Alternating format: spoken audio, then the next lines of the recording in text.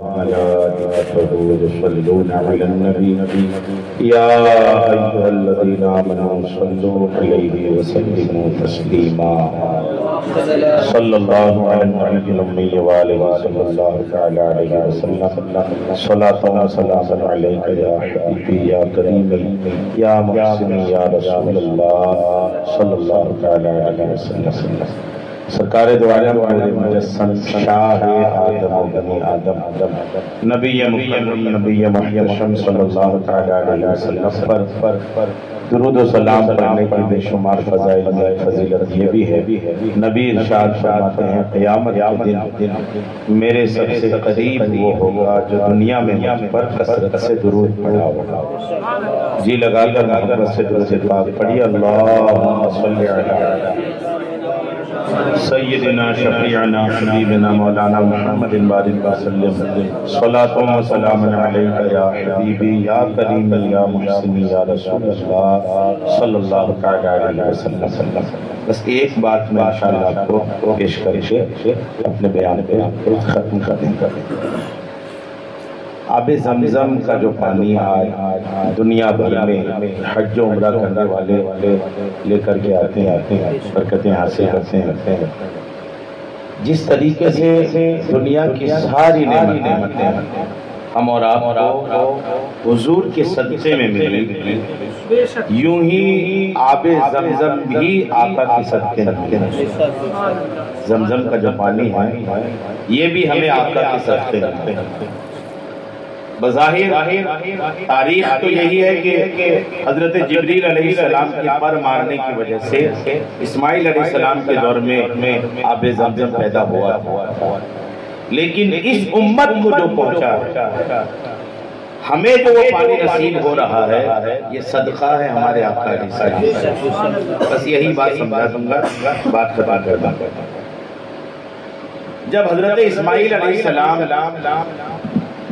کعبہ شریف کے پاس حرم شریف میں شہر مکہ میں رہنا شروع کیے اپنی والدہ کے ساتھ ایک قبیلہ آیا تھا جس قبیلے کا نام تھا قبیلہ بنی جرہم. قبیلے کا نام کیا تھا؟ قبیلہ بنی جرہم. حضرت اسماعیل علیہ السلام کے انتقال کے بعد ایک ایسا دور گزرا کہ وہ قبیلہ جو مکہ شریف میں آباد ہوا تھا وہ قبیلہ گمراہ ہو گیا, بدکاریاں عام ہو گئی, گناہوں کا بازار گرم تھا. اس قبیلے کا جو سردار تھا جس کا نام تھا عمر بن حارث, وہ کافی لوگوں کو سمجھاتا تھا کہ سدھر جاؤ, تم لوگ اسماعیل علیہ السلام کے سسرالی رشتہ دار لوگ ہو اور کعبے کے پاس ہو, حرم میں ہو, گناہ نہ کرو. لیکن وہ لوگ مانتے نہیں. عمر بن حارث جو اس قبیلے کا سردار تھا اس کو یہ بات کھٹک رہی تھی کہ یہ جو یہ حرم شریف میں بدکاریاں کرتے ہیں, حرم کے علاقے میں گناہوں کا بازار گرم ہے, تو ہو نہ ہو اللہ کا عذاب آئے. تو اللہ کا عذاب آئے تو سب تو برباد ہو جائیں گے, سب ہلاک ہو جائیں گے. کعبے کے اندر کچھ سونے کے سامان بنے رکھے تھے, سونے کی دو ہرنیاں تھی, سونے کے کچھ سجاوٹ کے سامان تھے. عمر بن حارث نے کیا کیا کہ وہ اندر جو بھی سونے کے سامان تھے وہ سارا نکال لیا کہ اگر عذاب آیا بھی تو کم سے کم یہ سونے کے سامان محفوظ رہ جائے. دولت سب کو پیاری ہوتی ہے, سونے کا سامان سیف رہے. اس کو نکالا اور زمزم کا جو کنواں تھا اس کنویں میں ڈال دیا. سونے کی دونوں ہرنیاں, سونے کی سجاوٹ کے سامان سارا نکال کر زمزم کے کنویں میں. اچھا, یہ جو قبیلہ گناہوں میں پڑ گیا تھا نا, اس کی وجہ سے زمزم کا پانی سوکھ چکا تھا. کنواں تھا لیکن اس میں پانی نہیں تھا. اس کے بعد اس بندے نے یہ کیا کہ سونے کا سامان اس میں رکھا, اس میں ڈالا اور اوپر سے پور دیا, کنویں کو بند کر دیا. اب وہ جب کنواں بند ہوا تو بند نہیں رہ گیا. تقریباً 500 سال تک دنیا کو اس کنویں کے بارے میں کوئی خبر نہیں. حیرت کی بات ہے نا. اسماعیل علیہ السلام کے صدقے سے جو کنواں نکلا تھا کچھ سال چلا, پھر ان لوگوں کے گناہوں کی وجہ سے جو کنواں بند ہوا تو 500 سال تک سیرت نگاروں نے لکھا ہے کہ 500 سال تک دنیا کو آب زمزم کے بارے میں کوئی پتہ نہیں, کچھ بھی پتہ نہیں. یہاں تک کہ وہ وقت قریب آنے کو ہوا کہ اللہ کے آخری حبیب تشریف لانے والے ہیں۔ جب آقا کی تشریف آوری کا وقت قریب آیا، اللہ کریم کا ارادہ ہوا کہ وہ برکت والا کنواں جس کنویں سے دنیا فیض پا رہی تھی، اب میرا محبوب آنے والا ہے تو اس کنواں کو کھولنا ہے۔ اب وہ کنواں چھپا نہیں رہے گا، اب اس کو نکلنا ہے۔ تو اسباب کیا بنتے ہیں دیکھیں۔ اللہ تبارک و تعالی حضرت سیدنا عبد المطلب حضور کے دادا عبد المطلب کے خواب میں کچھ ایسی باتیں آتی ہیں۔ عبد المطلب کے خواب میں کوئی فرشتہ آ کر کے کہتا ہے، اے عبد المطلب طیبہ کو کھودو، طیبہ کو کھودو۔ پہلی بار یہ جملہ ہے، صبح اٹھے ان کو حضرت طیبہ کیا ہے، دوسری رات سوئے خواب آیا برہ کو کھودو، ان کو حضرت برہ کیا ہے، تیسری رات خواب آئی کہ مدنونہ کو کھودو۔ اب بھی وہ کنفیوژن ہے کہ کیا ہے یہ نام پہلی بار سننے کو مل رہے ہیں۔ اب تیسرے دن میں جب خواب آیا نا تو تیسری رات کے بعد وہ اپنے چاہنے والوں کے پاس یہ بات شیئر کی کہ کوئی آتا ہے خواب میں اور مجھے کچھ کھودنے کو بولتے ہیں، کوئی برہ بولتا ہے، کوئی کبھی طیبہ بولتے ہیں، کبھی مدنونہ بولتے ہیں، آخر ہے کیا یہ؟ لوگوں نے ان کو مشورہ دیا کہ اگر اب خواب آئے نا تو پوری ڈیٹیل پوچھ لینا، ہے کیا، کہاں ہے، کیسے کھودنا ہے، نشانی کیا ہے، سارا کچھ پوچھ لینا۔ عبد المطلب کہتے دیٹھیک ہے۔ اب اگلی رات جب خواب آیا تو خواب میں کہا گیا زمزم کھودو۔ زمزم مشہور زمزم جو ہے نا یہ کوئی ایسا نہیں تھا کہ زمزم سے وہاں کے لوگ جانکار نہیں تھا، زمزم سے واقف تھے، کیونکہ اسماعیل علیہ السلام کے دور کا بہت مشہور واقعہ تھا۔ مکہ کے لوگ عبد المطلب سمیت زمزم کے بارے میں جانتے تو تھے کہ یہاں کوئی اس کیمپس میں حرم میں کوئی کنواں ہے زمزم کا، لیکن پڑ چکا ہے، نشانی پتہ نہیں، پورا مکہ تھوڑی کھودیں گے، نام پتہ تھا، علاقہ پتہ نہیں تھا۔ جب زمزم کی باری آئی نا ان کو یاد آیا عبد المطلب کو، ہاں یار زمزم کنواں تو ہے، تو انہوں نے آواز دینے والے سے پوچھا کہ ٹھیک ہے زمزم تو کلیئر ہو گیا، اب ہمیں نشانی کیا ہے، کہاں کھودیں ہم، کہاں ہے وہ زمزم کا کنواں؟ خواب میں بتانے والے نے نشانی بتایا کہ آپ صبح اٹھیے گا، حرم جائیے گا، جہاں چیٹیوں کی بل مل جائے اور چیٹیوں کی بل کے پاس ایک کوا آ کر کے گوبر اور خون میں اپنا چونچ مارے، تو آپ سمجھئے گا وہی کنواں ہے۔ حضرت عبد المطلب جب صبح اٹھے تو بڑا خوش تھے کہ اب نشانی مل گئی، حرم میں آئے، کعبے کے پاس دیکھا تو ایک جگہ چیٹیوں کی بل، چیٹیاں جمع ہے۔ اب پہلی نشانی تو ہو گئی کہ چیٹیاں تو ہیں، اور دوسری بات کہ کوا آ کر کے خون اور گوبر میں اپنا منہ چونچ مارے گا۔ یہ سمجھ میں نہیں آ رہا تھا کہ ایک تو ہے، دوسری نشانی ہے نہیں۔ اچانک اس نے کیا دیکھا کہ وہاں سے دور کچھ لوگ کو ایک جانور ذبح کر رہے ہیں، وہ جانور کا نام نہیں لے رہا ہوں میں، آپ سمجھ جاؤ میں نام کیوں نہیں لے رہا۔ وہ جانور ذبح کیا اور ہوا یہ کہ آدھا ذبح ہو کر وہ جانور دوڑ گیا۔ ایک بار ہوتا نا کہ پوری چھری نہیں چلی، جانور اٹھ گیا، وہ جانور آیا دوڑتا ہوا آیا اور لوگ جو ذبح کر رہے تھے وہ بھی ان کے پیچھے پیچھے آئے، یہاں تک کہ چیٹیوں کی جو بل تھی نا وہیں پر آ کر وہ جانور پکڑا گیا۔ پیچھے آنے والے لوگوں نے اس کو ذبح کیا، پوری طرح ذبح کر کے وہیں اس کا گوشت نکالا۔ اب کہیں پر جانور ذبح کیا جائے، گوشت وغیرہ نکالا جائے تو وہاں گوبر اور خون تو جمع ہو ہی جاتا ہے۔ اتنے میں کوا آیا اور اسی گوبر اور خون میں چونچ مارنے۔ حضرت عبد المطلب سمجھ گئے کہ تینوں نشانی تو ہو گئی، خدائی شروع کرنے کی بات ہے۔ اب کھود رہے یہاں پر، اب اتفاق یہ تھا کہ وہ جگہ وہ تھی جہاں پر مکہ کے لوگ، جو جاہلیت کا علاقہ تھا، دور تھا، وہاں لوگ اپنی قربانیاں پیش کرتے تھے، وہیں پر اسی ایریے میں، اسی جگہ پہ اللہ کی قدرت دیکھتے تھے، اللہ کے نام پہ یا بتوں کے نام پہ وہاں قربانی پیش کرتے تھے۔ جب حضرت عبد المطلب وہاں کھدائی کرنے گئے نا تو مکہ کے لوگ جمع ہو گئے، آپ کہاں کھود رہے ہیں؟ یہ تو ہمارا قربان گاہ ہے، اب یہاں کھود کے کوئی گڈھا بنا دیجیے گا تو ہمارا قربانی کی جگہ کہاں گئی؟ عبد المطلب کعبے کے سردار تھے، مکہ شریف کے بھی سردار تھے، ان کے آگے چلتی ولتی نہیں تھی کسی کی۔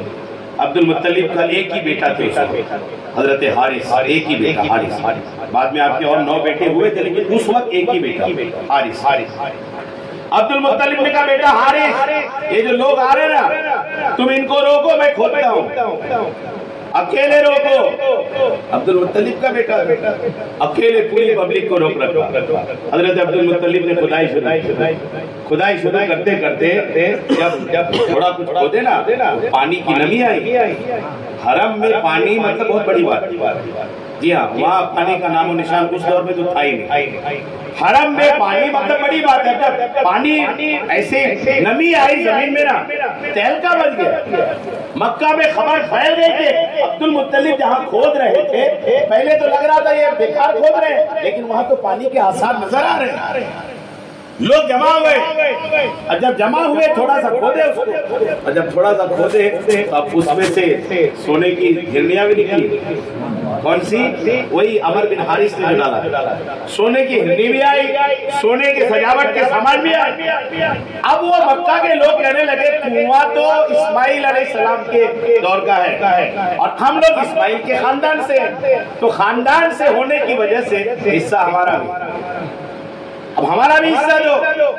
عبد المطلب کہتے ہیں نہ اس میں تمہارا حصہ ہے اور نہ ہی کنویں میں تمہارا حصہ ہے، حصہ تو تمہیں نہیں ملنا۔ آپ مجھے آیا ہے، نشانی مجھے بتائی گئی، خودوایا میں ہوں، کھودا میں ہوں، حصہ بھی میرا ہے۔